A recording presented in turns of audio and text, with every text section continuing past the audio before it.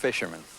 They came in boats no larger than this, from Cornwall and Devonshire and Dorsetshire, to fish for cod off Newfoundland.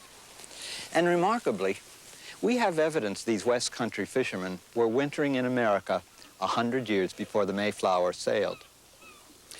But the fishermen made no effort to stay, to colonize, or to establish permanent settlements. That came later, and it happened here on the Chesapeake.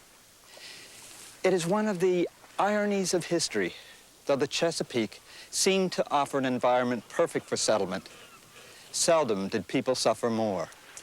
The first attempt of Englishmen to settle permanently on these shores was up the coast at Roanoke Island. The last group of settlers consisted of 115 men, women, and children.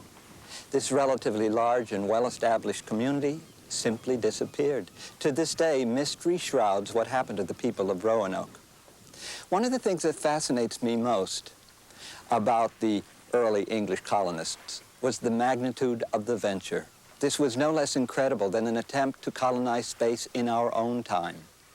These were the types of adventurers who first shaped the nation we know, who started the adventure we now live.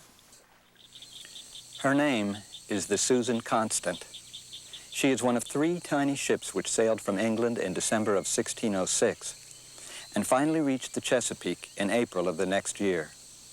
144 people were packed aboard these vessels, and it's hard to imagine how they survived that awful midwinter passage.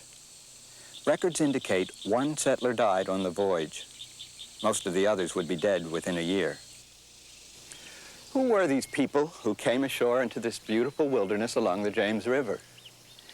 And why would they take such a spectacular gamble with their lives? In fact, the people who crossed the sea in the Susan Constant were an unlikely collection. Seldom had a ship's company been less homogeneous or less capable of meeting the challenges of a new life in the wilderness. And that, as we shall see, would be their undoing. What united them was a dream that they could turn a profit and make their fortune in the new world.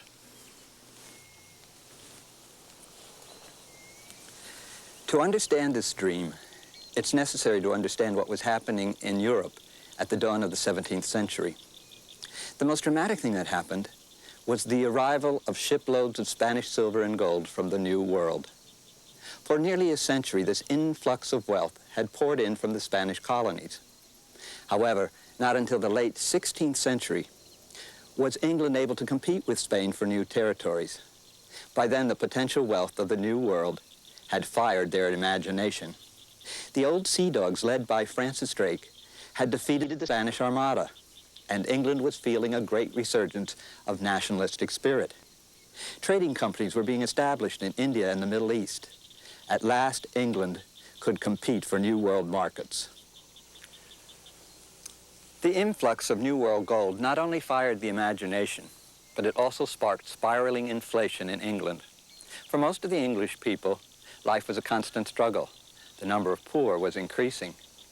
Smoldering conflicts among and between Protestants and Catholics created an environment of religious intolerance and persecution. Life at the beginning of the 17th century held little promise for both commoner and landed gentry. But across the sea was a new start, a new life, an exotic promise, fortunes to be made, gold to be found.